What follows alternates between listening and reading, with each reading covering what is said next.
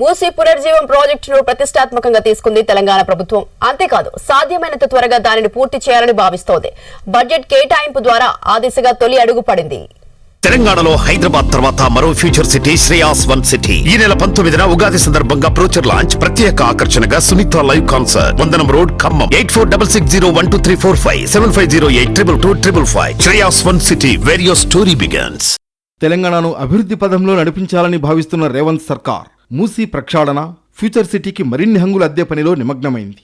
దీనికి అవసరమైన నిధులను బడ్జెట్లో కేటాయించింది. ఇక ఆ ప్రాజెక్టులకు నిధులు సమకూర్చే పనిలో నిమగ్నమైంది. మూసీ ప్రక్షాళన చేసి తీరుతామన్న సీఎం రేవంత్ రెడ్డి ప్రభుత్వం మూసీ ప్రక్షాళన కోసం బడ్జెట్లో 1850 కోట్లను కేటాయించింది.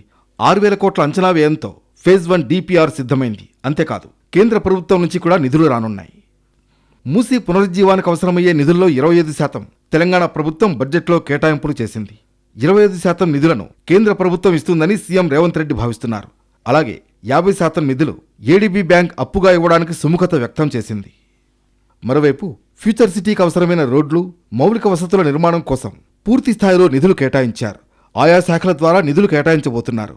వచ్చే నెలలో ఫ్యూచర్ సిటీ కార్యాలయాన్ని ప్రారంభించనున్నారు. ఫ్యూచర్ సిటీ వద్ద ఇప్పటికే అవసరమైన నిధులు ఉన్నాయన్నారు సీఎం రేవంత్ రెడ్డి. అలాగే శంషాబాద్ ఎయిర్పోర్ట్ నుంచి ఫ్యూచర్ సిటీ మీదుగా బుల్లెట్ ట్రైన్ వేయాలన్నది ప్రభుత్వ ఆలోచన. దానికి అనుగుణంగా ప్రణాళికలు సిద్ధం చేస్తున్నారు.